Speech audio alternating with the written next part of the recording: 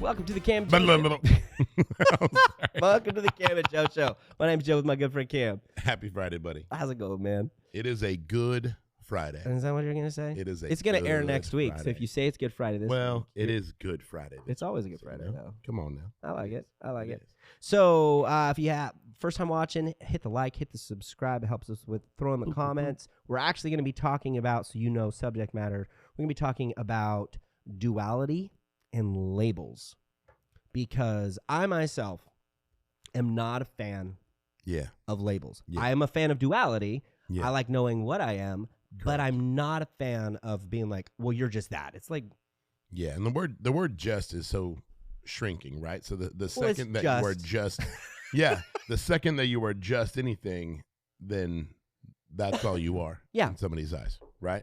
So when you bring that to when you're speaking duality and you're speaking labels and you're talking more on the business front, give me like an application of both. Okay, so as a small business owner, there is the operating my shop. Yeah. I also, I don't know if you know this, I ended up making my blueprint for my shop because I had a hard time finding an architect. Mm-hmm.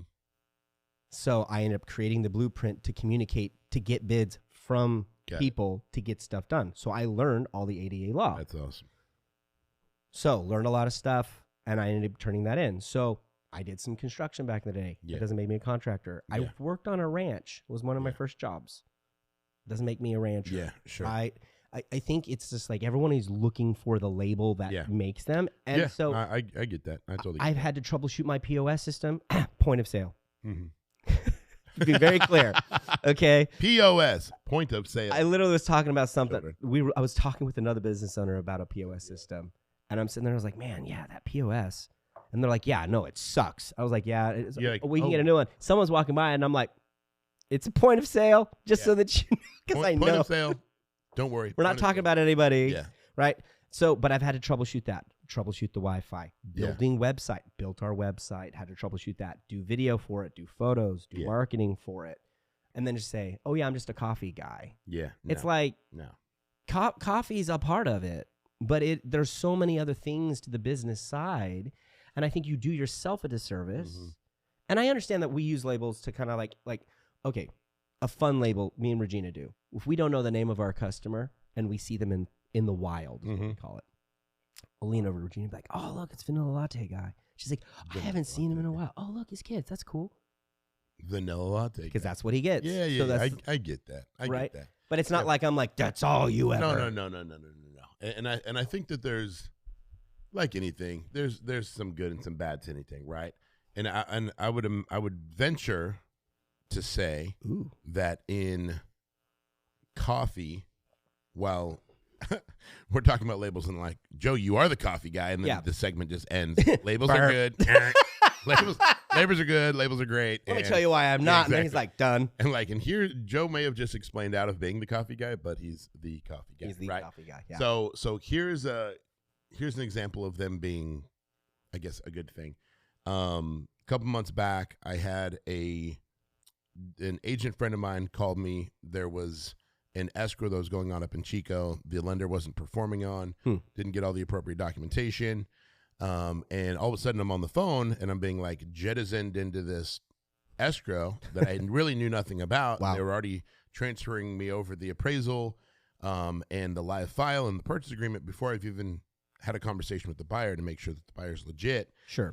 And I was chatting to the agent. She's like, yeah, you're like, you are the loan saver guy. And I was like, sure. Okay. Yeah. Right. So label, I didn't know that I wanted it. But you were I kind of liked it that I was that to her. It doesn't fly off the tongue as much as POS. But as much it doesn't. Kidding. But as much as I loved it, it ended up not working out. And the other lender up in Chico was actually doing their job. Yeah. In not allowing that escrow to move forward. Got it. So they had gotten to a point, I can't remember exactly what it was. I think it was a debt to income ratio. Sure. They were trying to stretch new over time, but they didn't have a long average on it. And she was like, hey, this is yours now. The other guy, wasn't able to get it done. It's yours. So while I'm like excited because I'm now Lone Saver guy, I ended up not being Lone Saver guy because the LO, the loan originator up in Chico, was doing the income calculation correct. So now all of a sudden, if I'm not Lone Saver guy, I don't know who I am. Well, yeah. No, right. I From a label standpoint. I do agree with that on that. What I will say, labels work. Like if I'm going, oh yeah, cool. Who's Cameron? I'm going to need descriptors for you, right? We can't throw descriptors out, right? It's not that. But I'm going to go a little step deeper on it because there are labels that benefit and there are labels that don't. Yeah. Right? Like every time you walk into McDonald's, the label they have, eating food in here may cause cancer. Mm-hmm. It's like, thanks guys. Yeah. Got it. Okay. But that's every fast food restaurant. Yeah. So what you're numb to it now. You know the information, but you don't care because that label didn't do anything to I don't think anybody walked into McDonald's and was like, I'm making the best food choice of my life. I got to get my McRib. And they're like, oh man, that gives me cancer. I'm out. Like no one. Like no one. That label is useless. And I'm sure that is how everybody speaks. I don't know how we clip to a McDonald's in Arkansas, but it's just our mouth on. They're gonna get their McRibs. Just our mouth on like a face, just exactly. like get a damn. Yep, exactly. So there's that, right? But I will say for example, I was a very hyper child. Okay. Yeah. Were you a hyper child? We were friends. Yeah, I think we so. Kept up with each other. Yeah, right? Absolutely. So there's that amount. Children naturally have a lot of energy, right? Yep. Good, and they should. And they grow into that energy. Mm-hmm. Some of them have too much. Some of them don't have enough. Yep, right? Absolutely. And I would say a lot of that is drive. Like, sure. And then focus. So I'll use my son as an example. He's got a lot of energy, like a lot. And so I'm always looking at him, like, who's in control? Are you or your energy? And he goes, I'm in control of my energy. I said, okay, cool. No. And then he'll go do something. Yep. Like if he's kind of going crazy because he's so excited. He's just like, he's a Labrador of a human. Yep. He's just excited that you're there. Yep. Right? And that's awesome. But do I want to tell him, don't be excited when you're around people? No, not right? No. So I tell him, okay, get it. And I've even had people go, I think he's got like ADHD. And I'm like, well, maybe. At the same time, maybe he's also a 10-year-old boy that's got a crap ton of energy. Yeah. Who doesn't know what to do with it. Not trying to medicate. And as his dad, I get to go, hey, let's focus your energy. He'll sit there for 6 hours and draw if I let him.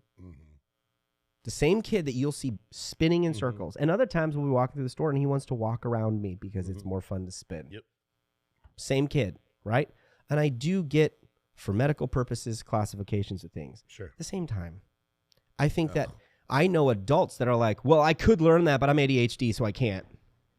Or, I would eat there, but I've got a peanut allergy, so I can't. And it's like, okay, I get it to a degree. From a medical standpoint, I get that. Sure, but what about that? Yeah, you don't want that label to just completely take you out of anything and everything. And I hate that. And so many people, to speak to your point, so many people are quick to throw a diagnoses around. Correct. And dude, as a father, that absolutely strikes a chord. I'm thinking about a buddy of mine who has a child that's on the spectrum. Yeah. And like a lot of people, conservative and leaning, conservative or liberal or Democrat. Yeah.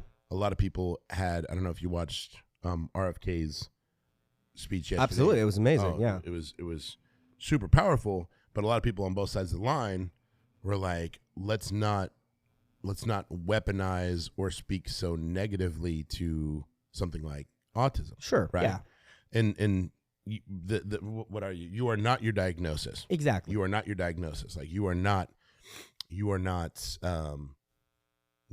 just want to, as best as you can, you want to get away from the label, right? No, this child with autism is not a child with autism. This is Sarah. Correct. This is James. Correct. This is so-and-so on down the line, right? Yeah. So to bring it back to, let's keep yes, stats are great for tracking information and all that, but as soon as everybody is just thrown into the same category, it starts to lose its human side, and the second anything starts to lose its human side, it's not a win. Well, and because you're able to classify them. I honestly take this as far back. What I really use to kind of create the label separation is politics. And we're not going to dive. I promise you in this, we won't dive into that. But what I will say is very clearly, they go, this group has 30% of the white vote. This group has 40% of the black vote. This group has. Well, what do we start doing? We start classifying even demographics. Yeah. And even when you're trying to do some basic filing things, like in the city, they go, well, what are your demographics going to be? I understand age demographics. That makes sense because different generations. Sure. But as soon as it's like, oh, you're primarily serving X, Y, and Z. I may be, but I'm also could be serving other things. And I think it becomes just a detriment to society when all you are is a label. That. Or all you are is the labeler. You know, it's just as bad. It's just as bad. Yeah. It's just as bad. Yeah. You don't want that. Yeah. So I just, it bothers me because, I mean, we have plenty of friends. And the nice thing is, like, we have some friends in the same circle. We also have other circles. And it's cool because I get to introduce some of my friends, you get to introduce yours, and we have this. But it's weird because I have friends that are like, well, I just learned about autism on a spectrum, and I just found out that I'm ADD, and ADD is on a spectrum. And so now I've decided that I'm ADD. I went to my doctor, and he's giving me medicine for ADD. And I went, this is an adult. This is an adult. And I went, is it helping you learn more? Well, no. Is it helping you do anything? Well, no. Are you trying? Like, what is it doing for you? Yeah. Well, I like that I know the information. Okay, cool. You have the information. What are you doing with it? Like, well, I'm on this medicine now, and it makes me really tired, and I'm not really sure how to function with it, and I'm going to figure it out day at a time. And it was like, it turned into this. Were you better without the medication? Were you better without that information? Yeah. Were you as a person better without information? Right? It's sometimes ignorance is bliss.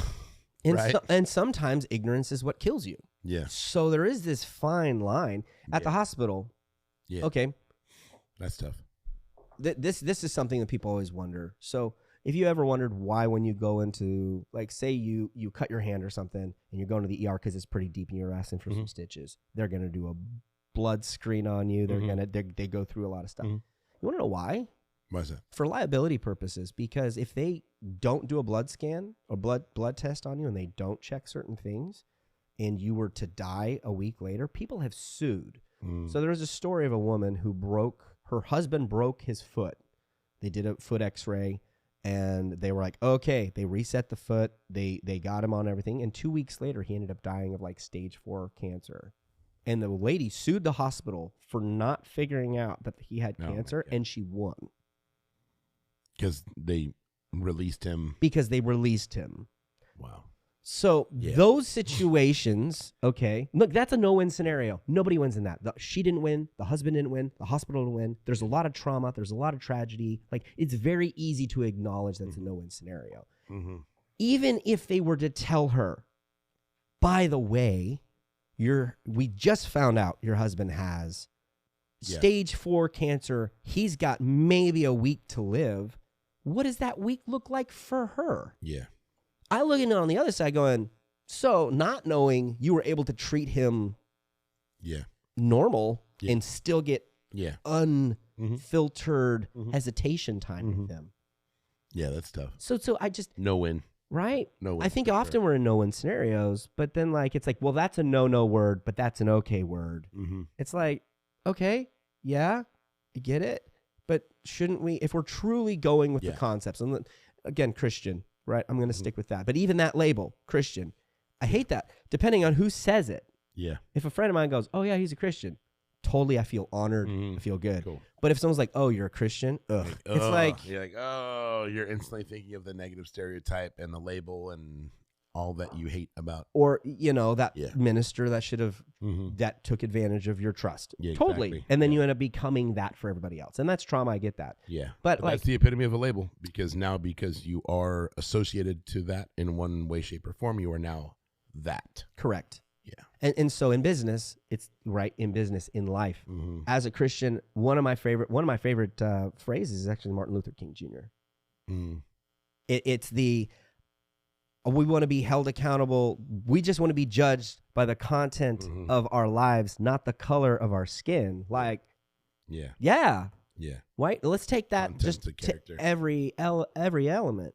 As a business owner, I want to be judged to the product I'm giving, of course. Sure. But also to the judgment of the Yeah. character. Who were you working with? What was going on?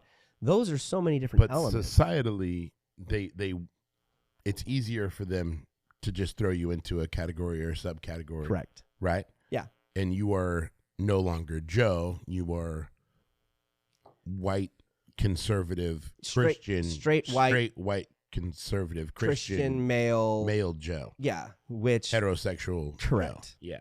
And in that regard, And you're not just Joe anymore. That knows that's a great husband and great father and yeah, business owner and everything else. Yeah, and that's just a shortcoming of society, man. How do we counter that? I don't know that you do outside of in your own scope and in your own realm. Yeah. Love people for who they are. Yeah. And just show that you're not basing your definition of them or who they are based on their own circumstances. Yeah. But you are truly judging them by the contents and context of their character. Well, and then Right. that goes into loving others as you would love yourself. Yeah. Like that goes into, hey, how can I serve you? Right. The concept of faith. I have faith that when I talk with you and I bring up something that's sensitive, that Mhm. you're going to receive that and you're going to be vulnerable back and we'll have a real conversation. Mhm. I think that needs to come back. Yeah. I think most of the issues we have How do you are- get that back though on a macro standpoint? on a macro standpoint, I think we redefine I would say just simply taking the phrase, how are you doing? And actually waiting Or asking a second time. or asking, yeah, just How you doing? I'm good. Hey, no, how you how doing? are you doing? Yeah. Yeah. That's good. Right? I think that would fix a lot because what happens if you simmer with something?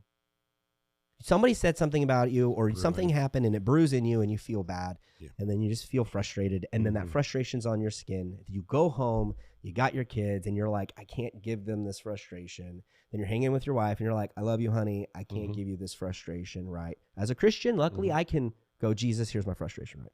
But somebody who doesn't have that or doesn't have faith, I mean, I know plenty of, that's part of the meditation in Buddhist practices. I know that's meditation in Muslim practices. Awesome. Love that. If you don't have that, all of a sudden you wake up the next day and it's still there. You have your cup of coffee and it's still there. And then you go to work and somebody else adds to it. And then somebody else adds to it. Pressure cooker. And then it's like, oh, he snapped. Of course he did. Yeah. Right? Because there was no place, there was no one going, hey, how are you doing? Yeah. Right? I think we talked about emotional intelligence and how emotional intelligence has been ticking down. That to me would fix a lot of things. And it's easy to look at it and be like, there's the problem. Yeah. But you're right. It is every person kind of has to attack this on their own way. Yeah. But I think we do a huge disservice with somebody if all we're doing is looking at their labels or their acumen. Yeah. Oh, absolutely. Because I mean, the second that somebody has achieved anything, they are now that. Yeah. In the eyes of society. Correct. Right? You either went to college or, oh, you didn't go to college. Yep. Or, oh, they're married or, oh, they're not married. Or, oh, they don't have kids or maybe they hate kids or maybe they can't have kids or. Correct. Or maybe they're a parent, right? Yeah. We want to, it's almost like a human condition because it's easy to instantly just, and it's in everything, right? To subcategorize. Yeah. It's like even growing up like in and around church, it's like youth, then you have young adults. And what is the line between youth and young adults? Absolutely. And then can you still be a young adult if you're 31? Is there a no longer young adults kind of figuring it out group, right? And so how do you blend the lines to bring everybody back to center of just being Joe and Cam and Sarah and everybody else? It's seeing them beyond face value, but seeing the contents of what's inside of them. Well, it's coming in with no preset disposition or no prejudice. Correct. Not judging them prior to actually getting to know them. Okay, no, I'm happy you're hitting on that. Okay. I'm going to give you two situations. You tell me what's prejudice. Okay. Because I genuinely like. Yep. I really struggle with this idea because certain things are absolutely prejudice. Yep.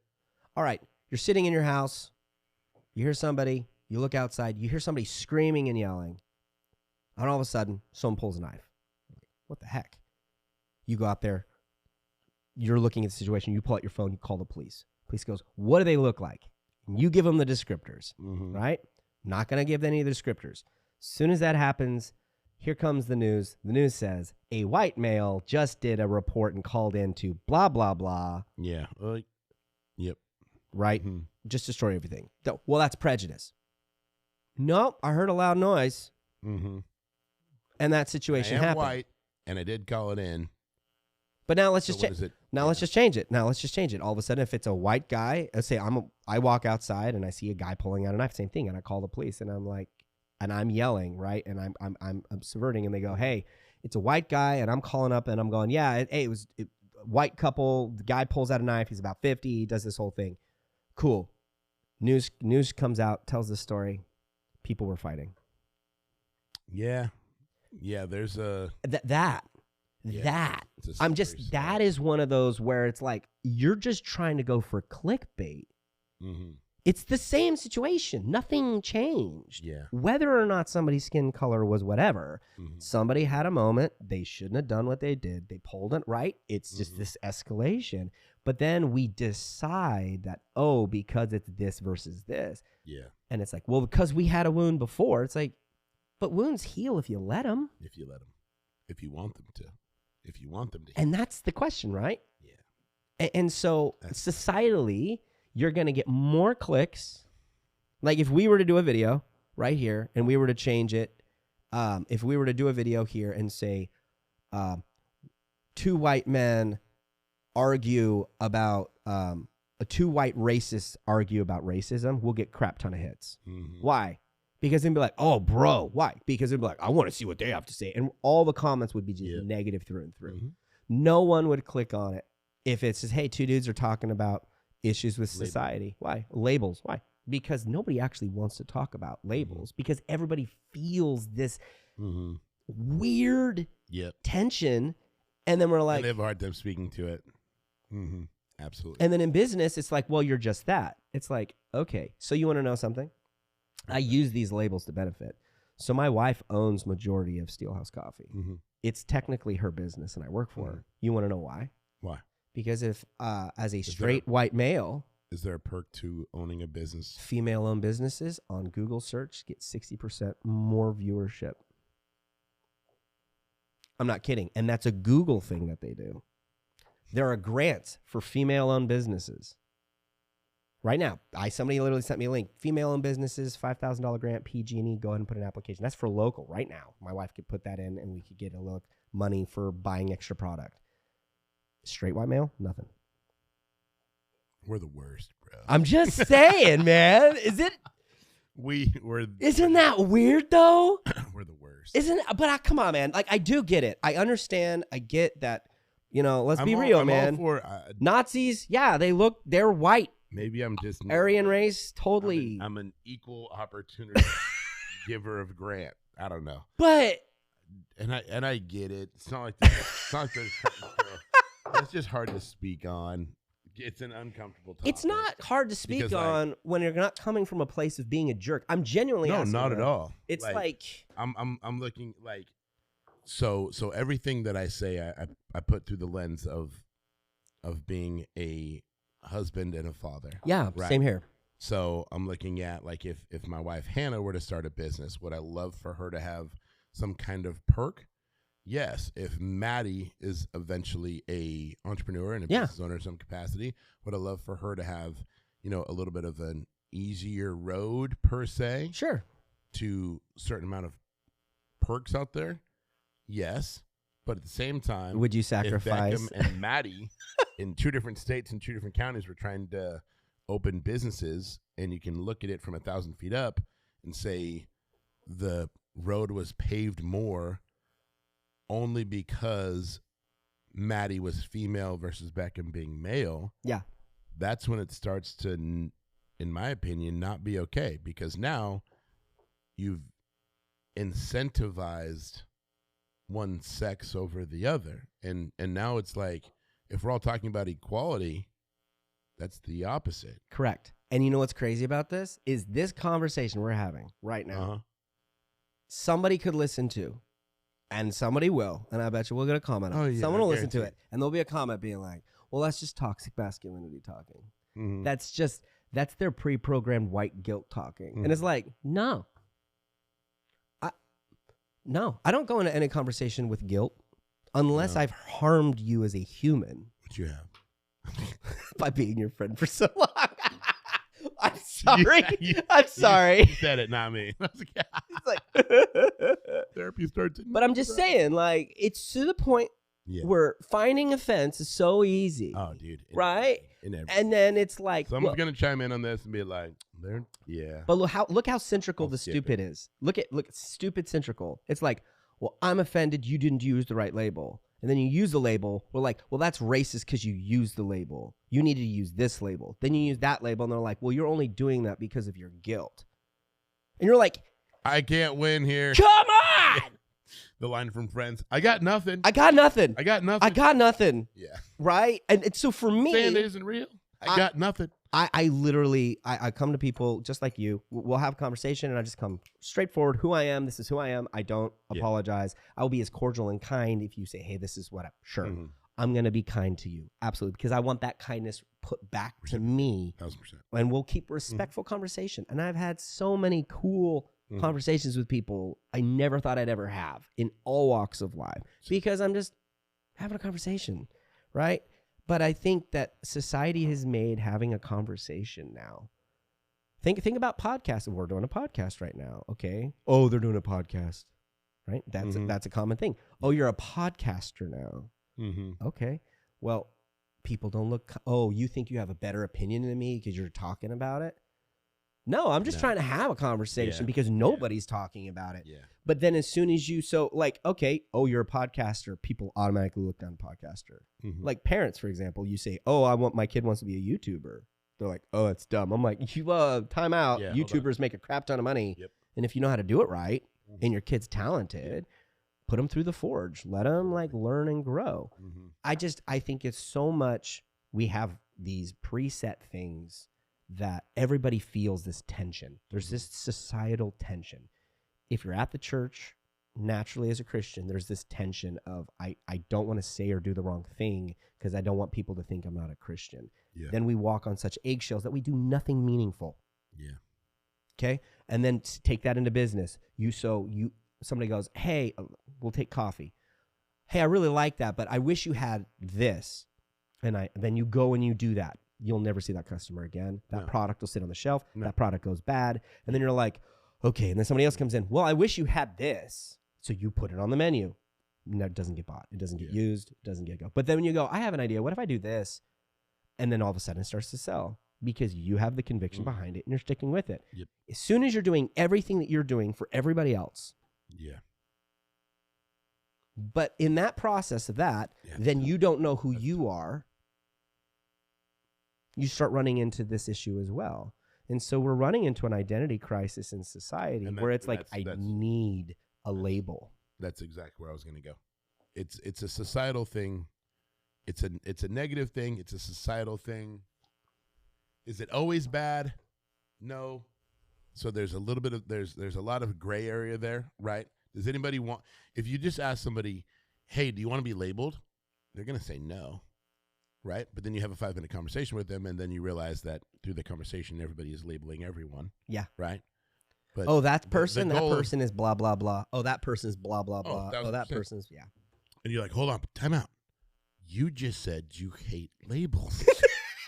And all you've done for the last 5 minutes.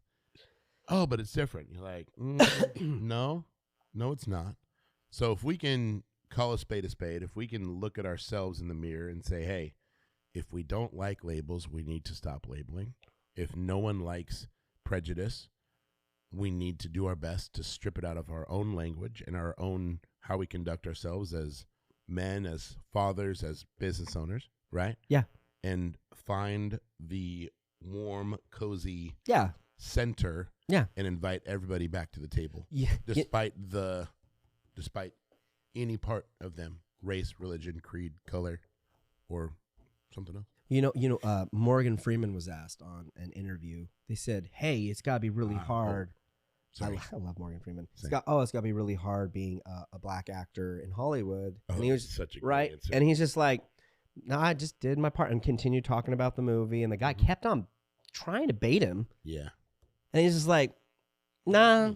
And then he's like, "So what would you do about racism in Hollywood?" And he just looks at me and goes, "Stop talking about it. Mm-hmm. It's not going to heal if we keep talking about it. Just stop talking about it." Mm-hmm. The fact that I'm here having this conversation means something's improved. We just need to stop talking about it. In this clip, are we able to put that clip into? Maybe. Yeah, Right. if we can. But just there's that, though. That I think a lot of what we think needs to be said. Yeah. Like we're talking about discomfort right now. So there's a lot of things that we're talking about really bringing up. But there are certain things in society that bringing it up doesn't actually benefit anything.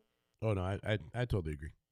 Like recently there was a college coach, a black college coach that won something that had done. One of the very first reporters was like, "How does it feel to be the first black college coach this and the other?" He was like, "How about first openly Christian coach?" And the reporter was like, "But that doesn't sell but that won't give me headlines." Yeah. That's straight up, man. And I was like, "Oh, that was so good." That won't give me the headlines. To break out of what society wants to instantly just say, "Hey, this is important. Yes. Here's your mic." It was, and any time you can, and that's bringing it back to the middle, right? That's a matter of exactly what we're talking about. Yeah, taking it out of the fray and bringing it back to center. You want me to?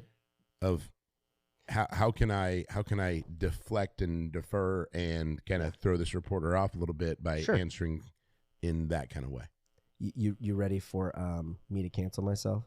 I have a story that through high school, it's one of the funniest things ever. No, that one's hilarious too. No. So you remember Mrs. Hannaford in 4th grade? Yes. Okay. I love Mrs. Hannaford. She was amazing. So you remember in that class we were learning about indigenous tribes in the area. Mm-hmm. Okay. And it was around Thanksgiving time, and we had to write a report about if we had any Native American or indigenous, whatever phrasing for that, if you were related to any. Mm-hmm. And so I was like, okay. So I go home. Now my dad is hilarious, very hard worker. He's underneath the car. He's working on somebody's car. Mm-hmm. And I'm like, "Hey, Dad." He goes, "What's up?" I say, "I got some questions for homework." He goes, "All right, go ahead." So I'm sitting there and I pull out my book and I'm like, "All right, first question. Hey, Dad, are we Native American?" He goes, "Yeah, absolutely." I was like, "Oh, okay, cool. What is the tribe?" And he goes, "Wapaho." Okay. Now, for those of you that don't know, it's it's an Italian slang term. Quiet, Luke. Okay. So I didn't know. 4th grade Joe, and you probably don't even remember me doing this report. But this is awesome. But I wrote this. So I wrote, "Oh, cool. Wapaho." I wrote the tribe. I'm like, "What do they like?" "Oh, they love pasta." "Cool. Did they trade anything?" "Yeah. Jewelry, gold chains, wife beaters." Like my dad. Your dad was just under the car busting up while you're taking these actual notes. Okay. So it gets worse before it gets better. Oh. You ready for this? Oh, let's go. So okay, cool. So I write a report, 4th grade, and I turn it in, and Mrs. Hannaford gives me an A+. She's like, "Well, I've never heard of that tribe, but that's really awesome." So I low-key thought 4th grade Joe, Wapaho. "Oh, bro, I'm Wapaho. I'm a Native American, straight up, like all the way through, like no shame." So this ripples. You ready for more ripples? It gets worse. It doesn't. I guess it doesn't get better. You didn't catch Wapaho? No. Okay. No. Okay. Okay. Christian school. Do you really expect it to? No, I don't think so. So I go every year. We did the testing. Yeah. Mm-hmm. And it says, "What's your ethnicity?" I would circle Caucasian and Native American, Native American, and I would write in other, and I would put Wapaho. Wapo. And I did that because I was like, look, I'm not just white guys. Exactly. I want you to know. Don't label me. I'm not. White. We're literally doing I'm a little white. I'm a little Wapo. We're literally doing a whole Trade episode gold of chains and wife beaters. Oh my God. So this goes. I turn in all of these reports to all of the teachers all the way through high school. Is this why you got valedictorian? Absolutely. You were Wapo. Man. You were. It was racism. You checked the minority box. Man, I knew there was something. The X Factor.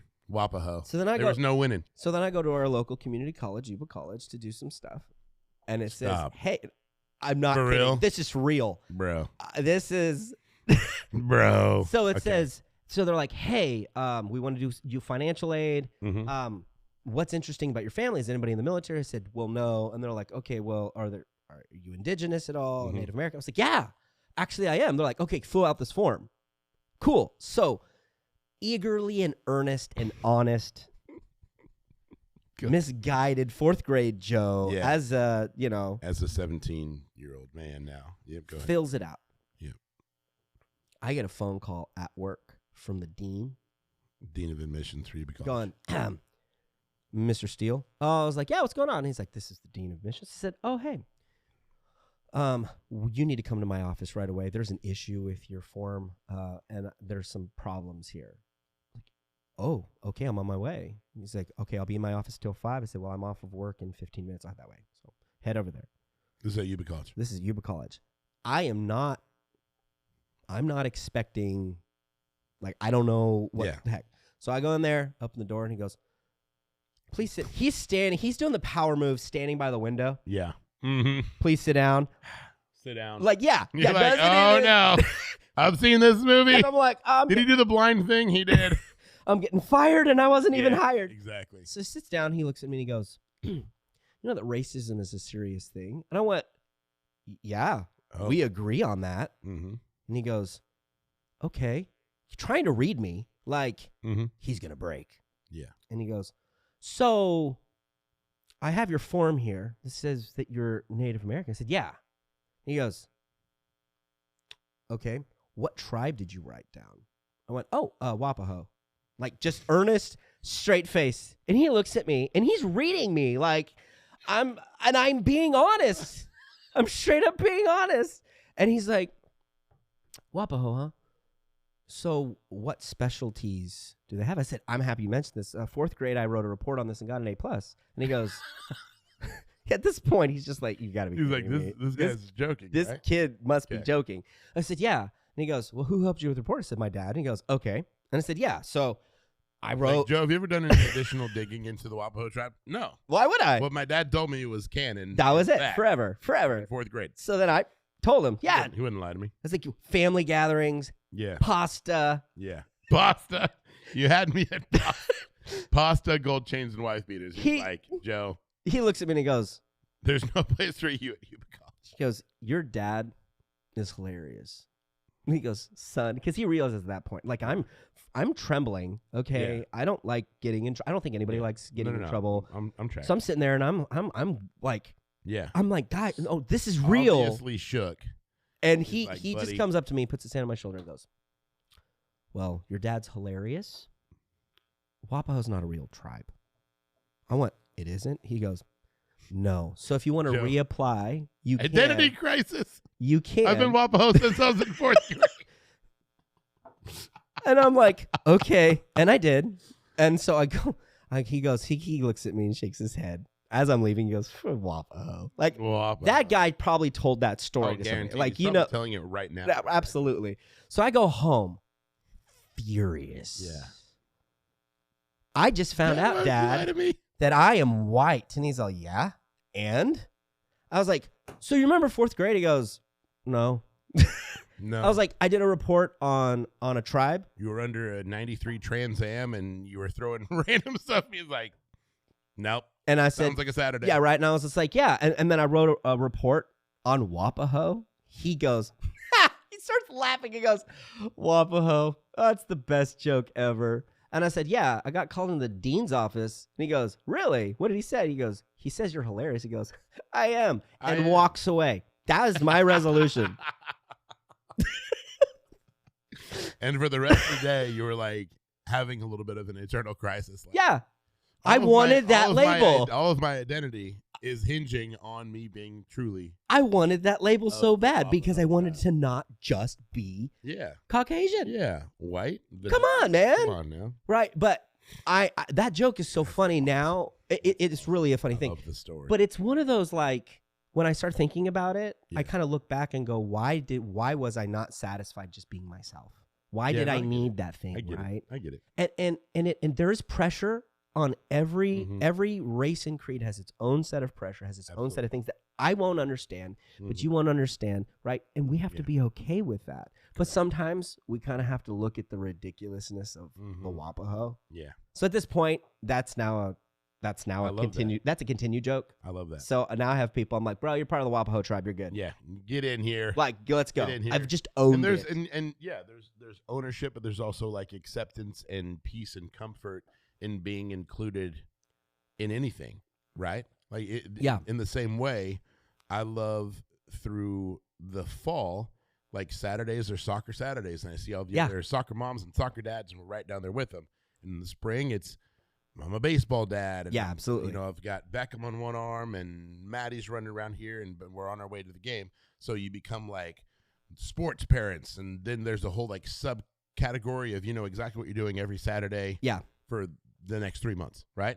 So there's like peace and duality and commonality in that kind of, you know, group.